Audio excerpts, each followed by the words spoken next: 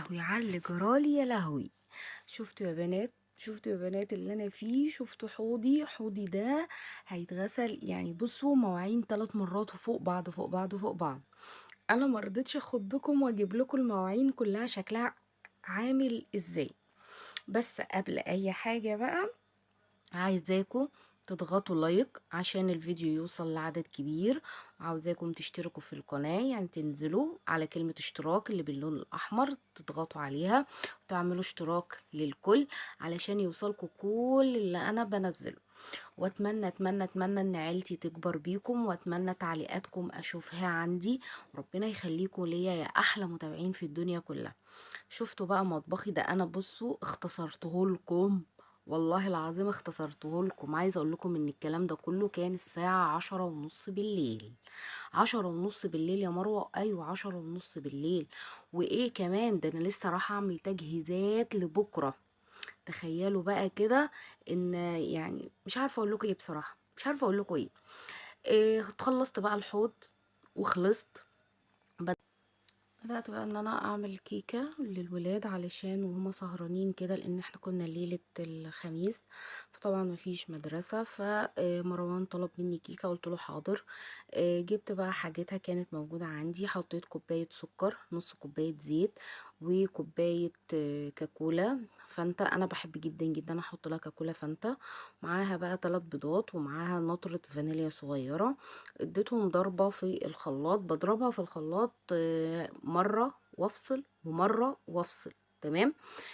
جبت بعد كده كوبايتين من الدقيق، ومعاهم نطرة صغيرة من الملح، وكيس الكيك شيف. انا بحب استعمل كيك شيف قوي قوي. ببدأ اقلبها كويس بقى في اتجاه واحد، يعني انا ما بقعدش احركها اتجاه كده شويه والاتجاه ده شويه، لا. تقلبي الكيكه تقلبيها في اتجاه واحد زي ما انتم شايفين كده. وهو يعني احتاجت معايا معلقتين من الميه، حطتهم لها وقلبت كويس. في الوقت ده انا كنت اساسا مشغله الفرن بتاعي ومهديه خالص على العين تحت وفوق. انا عندي الفرن بيشتغل الفرن من تحت ومن فوق مع بعض. انتي فرنك تحت لوحده وفوق لوحده، شغالي تحت، ولما تخلص افتحي فوق. مش هتاخد فوق حاجة يعني اكتر من 10 دقايق. حطيتها في دهنت الصينية سمنة زيت زبدة زي ما انتي عايزة، وحطيت المعيار ده في الصينية الوسط زي ما انتوا شايفين. مقاسها كام يا مروة؟ انا معرفش والله. وحطيتها بقى في الفرن على درجة نار هادية. هتفضل معايا حوالي تلت ساعة. هي في الفرن بقى قلت ايه، انا هعمل الطماطم اللي انت شفتوها في الفيديو اللي فات اللي كانت جايه الصبح. قلت بقى ايه، ابدا بقى ان انا اضربها في الخلاط واسويها علشان عندي بكره إيه محشي، وهبدا اسوي له حاجته واجهز له الحاجه بتاعته. إيه، ضربت بقى طبعا الطماطم، غسلتها كويس جدا. بابا كان جايبها حلوة، مش مفيهاش حاجة قد كده. فبدأت ان انا اغسلها واشيل منها الحاجات اللي مش حلوة فيها واضربها في الخلاط. ضربتها وصفيتها في الطبق وسبتها. جبت بقى حلة ولعت عليها على البوتاجاز، وجبت بصلاية. قلت على ما الحلة تنشف اكون انا قطعت فيها البصلاية ايه لحتت صغيرة بصراحة. ومرضتش ان انا إيه احطها في الكبة، قلت اعملها على ايدي كده ايه على السريع يعني. إيه، حطيت معلقة سمنة جنة او زبدة زي ما انتي عايزة براحتك، ومعلقتين زيت معاها، وقلبتها كده شوية. بدأت تتشوح. بدأت احط عليها التوابل والملح.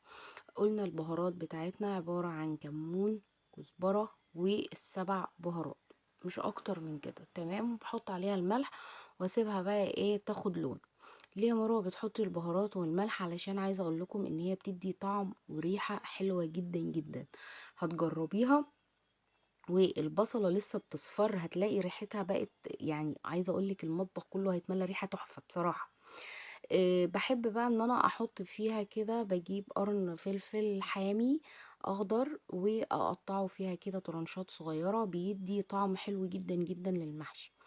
حطيت مجرد ما غيرت لونها وبدأت تصفر، نزلت عليها بالايه بالطماطم اللي انا مصفياها، وسبتها بقى براحتها بقى لحد ما تستوي. طفيت عليها بقى، وبعد كده دخلت نمت.